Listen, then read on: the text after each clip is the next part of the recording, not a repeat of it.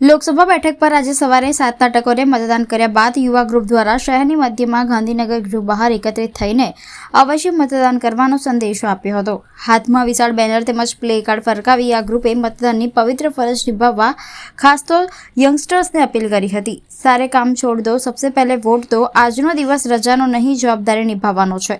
ભૂલો ભલે, બીજું બધું, मतदान भूलशो नहीं। चुनाव का पर्व देश का पर्व।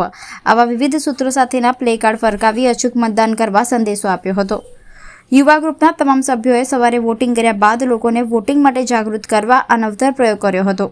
લોકશાહીના પર્વની ઉજવણી કરવા, મતદાન અવશ્ય કરવા અને જાગૃત નાગરિક તરીકે ફરજ અદા કરવા વધુને વધુ વોટિંગ કરવા અપીલ કરી હતી। સમગ્ર દેશભરમાં લોકસભાની ચૂંટણી યોજાઈ રહી છે ત્યારે આજે ત્રીજા તબક્કાનું મતદાન છે।